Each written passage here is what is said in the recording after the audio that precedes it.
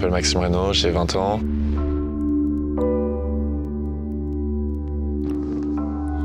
Je suis en 3e année à l'université de Stanford. Je suis basketteur entier. Je pense que mon rêve aujourd'hui, c'est de jouer en NBA. C'est plus un objectif qu'un rêve d'ailleurs. Le rêve que j'avais avant de travailler à la NASA, c'était plus une fantaisie. Je ne savais pas forcément ce que ça représentait. Je savais que j'aimais beaucoup les planètes, j'aimais beaucoup la science, la recherche. Mais pour l'instant, l'objectif principal, c'est d'aller au plus haut niveau possible avec le basket.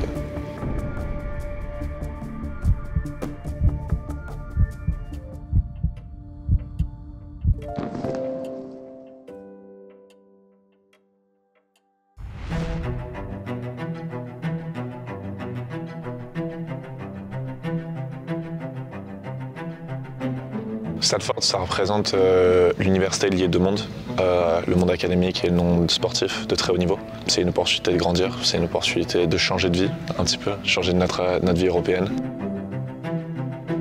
Ça me donne accès à un niveau de basket et un niveau de préparation physique que j'aurais pas forcément pu retrouver en France. Ça m'a donné accès à un network auquel j'aurais jamais eu accès en France également. Et c'est juste toutes ces opportunités-là qui s'enchaînent au fur et à mesure des années que je passe ici. J'essaye d'arriver à gérer le basket et les cours du meilleur que je peux. Je suis dans un cadre où tout me porte à donner le meilleur moyen, que ce soit pour travailler, que ce soit pour progresser ici au basket. Et une fois qu'on réussit à comprendre ce dont on a besoin, c'est-à-dire combien d'heures on a besoin de passer pour finir tel devoir, combien d'heures on a besoin de passer pour pouvoir mettre ce move-là en match, et bien après, juste, tu prends ton emploi du temps, j'ai un temps libre, je vais faire des heures de boulot, je vais faire des heures de basket. Le plus strict tu es avec cet emploi du temps, le plus rapidement tu vas progresser. Et une fois qu'on réussit à faire ça, normalement ça va.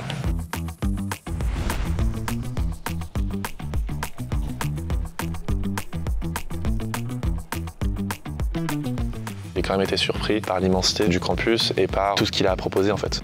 Tu as tout ce que tu as dans une ville normale, mais tout rassemblé dans un campus. Et du coup, en fait, ça crée une sorte de bulle où tu pourrais passer en fait, tes 4 ans uniquement dans cette ville-là et avoir l'impression que tu n'as rien manqué.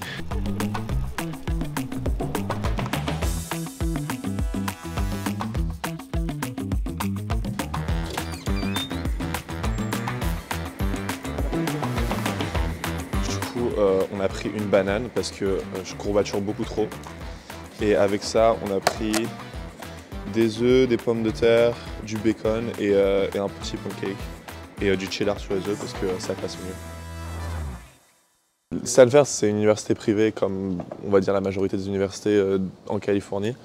Maintenant, ça va vraiment dépendre de ton milieu social. C'est-à-dire qu'il va y avoir des personnes qui vont venir de très grandes familles. On a la fille de Bill Gates qui est ici. Et après, il va y avoir des personnes, comme par exemple mon roommate en ce moment, qui vont être en aide financière pendant les 4 ans. Bah là, sur la droite, c'est probablement un des plus beaux dortoirs qu'on a. Et c'est du tirage au sort. J'ai jamais eu de la chance avec ça. Moi, je suis tout au fond, dans un tout petit dortoir. On n'a pas beaucoup de place, mais bon, tranquille. L'année prochaine, peut-être que ça ira mieux.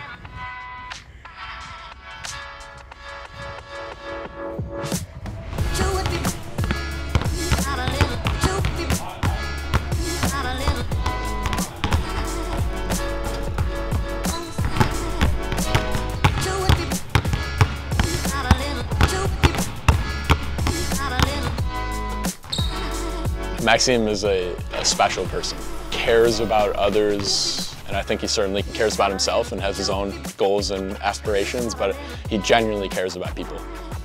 He's really just found a perfect fit at Stanford, whether it's on the court, off the court, with his teammates, with the coaching staff. I think he truly fits in, and it's allowed him to grow exponentially, because I don't even think he knew how good he could be, and I think the environment here has really helped him blossom. And the exciting part is he's going to get a whole lot better still.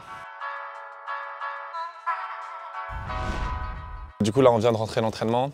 C'est un entraînement assez intense, beaucoup axé sur la défense, pas mal de demi-terrain, pas mal de transitions. Demain, ce sera plus down and backs et il y aura un petit peu plus de cardio. De l'extérieur, on a l'impression que c'est un petit peu une grosse prison de oulala, c'est un immense carré où on va avoir cours, etc. En fait, pas du tout, c'est juste des mini jardins cassés comme ça.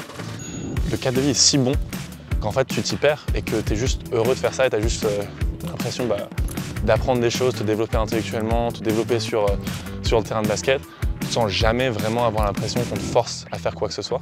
Je vous emmène sur la... Je crois que c'est une coursive, je ne sais pas si ça peut s'appeler comme ça, où en fait ils ont des capsules temporelles sur le sol, dans le sol.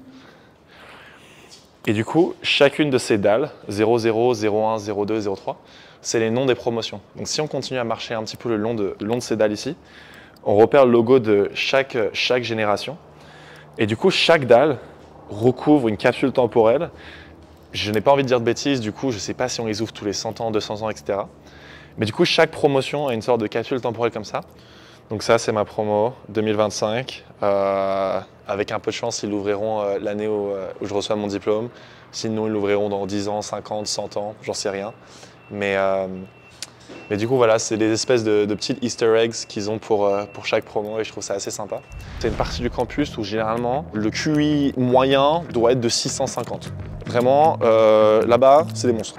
Quand vous utilisez Google, quand vous achetez un truc qui vient de chez Microsoft, quand vous achetez un iPhone, tout ce que vous utilisez au quotidien comme appareil électroménager, comme site, comme logiciel, comme réseaux sociaux, quelqu'un de Stanford a créé ça. D'ailleurs, fun fact, la personne qui a créé le like sur les réseaux sociaux, c'est mon prof d'info. Voilà. Quand on est dans une université comme ça, il faut toujours bosser. Il faut que tu aies fini tes cours, il faut que tu aies fini tes devoirs, il faut que tu aies tout fini. Et en fait, si tu réussis à tout faire ça bien, ton esprit va être libre et tu peux uniquement te concentrer sur le basket. Et tu sais que tu as géré cette partie-là. Tu es même plus confiant parce que tu sais que tu as réussi à terminer quelque chose. Si tu accumules les grosses victoires sur chaque journée, tu as une grosse victoire à la fin de la semaine. Et si tu fais ça et que tu continues à faire ça et tu continues à faire ça et tu continues à faire ça, à la fin, tu gagnes le jeu de la vie en fait. Tu accumules les petites victoires et c'est comme ça que ça fait la différence.